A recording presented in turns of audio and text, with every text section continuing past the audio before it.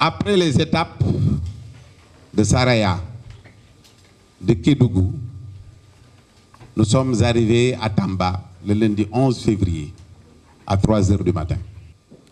Nous avons entendu par la presse qu'il y avait des altercations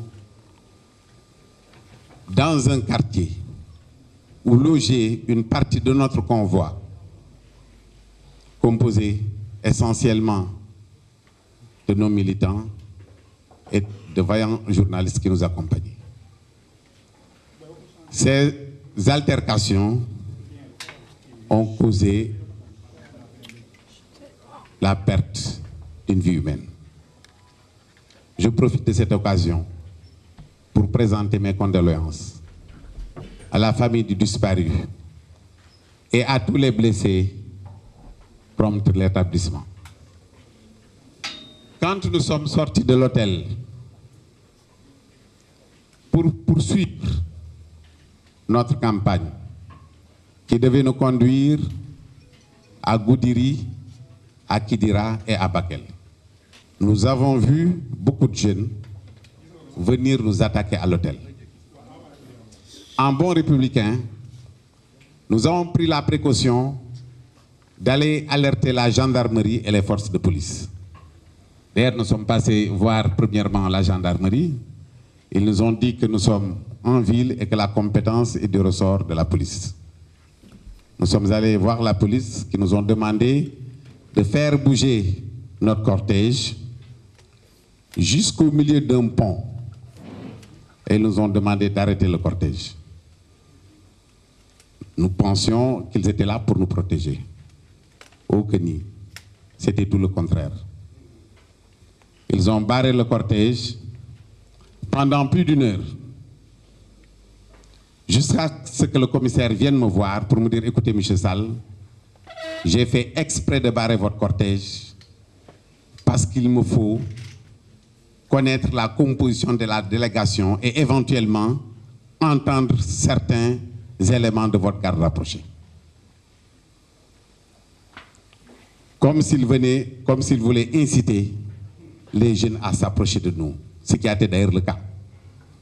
Donc nous nous sommes rendus compte de part et d'autre de notre cortège qu'il y avait beaucoup de jeunes qui venaient de la gauche et beaucoup de jeunes qui venaient de la droite et on commençait à nous jeter des pierres. Quand nous avions commencé à faire demi-tour, les pierres pleuvaient. À la sortie de Tambacounda, à notre grand étonnement, nous avons vu un pick-up de couleur blanche décharger beaucoup de jeunes, accompagné d'une centaine de Jakarta, pour la plupart de couleur jaune. Ce sont ces mêmes jeunes, et peut-être avec tant d'autres d'ailleurs, qui étaient à côté du chemin de fer, ont continué à nous jeter des pierres. Le bilan est extrêmement lourd. Une dizaine de voitures caillassées. 4 voitures totalement calcinées. Ils ont mis de l'essence et à l'intérieur de ces voitures se trouvaient, dans certaines voitures, se trouvaient certains de vos confrères, des journalistes. Ils ont mis de l'essence et ils ont brûlé ces 4 voitures. Donc 4 voitures calcinées, plusieurs blessés de tous les côtés. Une personne a été mortellement heurtée. Nous déplorons à nouveau une perte de vie humaine. Nous présentons donc nos sincères condoléances à la famille du disparu et aux blessés, agents de sécurité, journalistes, membres du cortège. Bon rétablissement.